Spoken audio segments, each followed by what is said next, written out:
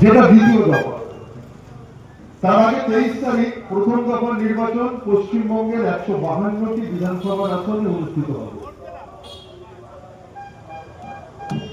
প্রথম দফার নির্বাচনের কথা এই কারণেই বলছি যে আমরা যেহেতু দ্বিতীয় দফার নির্বাচনে আমাদের ভোটাধিকারটা প্রয়োগ করব, তো প্রথম দফার 23 তারিখে যখন 152টা কেন্দ্রের নির্বাচন অনুষ্ঠিত হবে,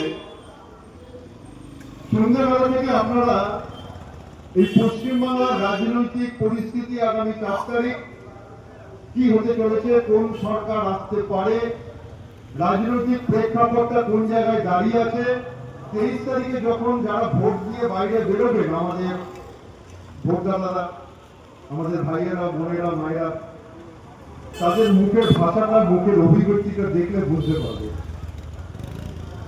আমাদের এবার দৃঢ় বিশ্বাস যে পশ্চিমবঙ্গের মতো রাজ্যে প্রশাসনিক ব্যর্থতা থাকা সত্ত্বেও অবশ্যই আমাদের কাছে খুব একটা গর্বের নয়, লজ্জা, কিন্তু তবুও বলছি, হাজার হাজার কেন্দ্রীয় বাহিনী এখানে নিয়োগ করে রাজনৈতিক উত্তাপকে কমিয়ে এখানে একটা নির্বাচন সংগঠিত করা সম্ভব। এই কথা কেন বললাম, বিগত দিনের নির্বাচন দেখে আপনাদের এটা মনে হতে পারে যে পশ্চিমবঙ্গের বুকে এবার 23 এপ্রিল প্রথম দফার নির্বাচন, মানুষ আস্তে আস্তে ভোটের লাইনে ভোট দিয়ে বেরোবে, এটা আমরা ভাবছি কেন, আপনি বলছেন কেন? কারণ এবারে নির্বাচন কমিশন, জাতীয় নির্বাচন কমিশনের বিভিন্ন সিদ্ধান্ত এবং তাদের যে কর্মপদ্ধতি, সেটা করে আমরা সম্পূর্ণভাবে আশাবাদী। আমরা আশাবাদী যে একটা সুষ্ঠু নির্বাচন পশ্চিমবঙ্গের মতো রাজ্যে করতে গেলে যা যা ব্যবস্থা নিতে হয়, সেই সব ব্যবস্থা তারা ইতিমধ্যে নিয়েছেন বা আগামী দিনে নেবেন। কাজে 23 তারিখ যখন নির্বাচন শেষ হবে, তখন আপনারা লক্ষ্য করবেন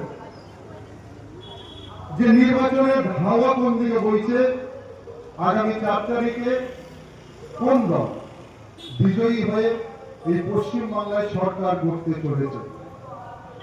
আমাদের যেহেতু 29 তারিখ নির্বাচন, অতএব আমাদের দ্বিতীয় দফা নির্বাচন এই 5-6 দিন আমরা নিজেদেরকে একটু প্রিপেয়ার করার, একটু ভাবনা চিন্তা করার সময়টা পাবো।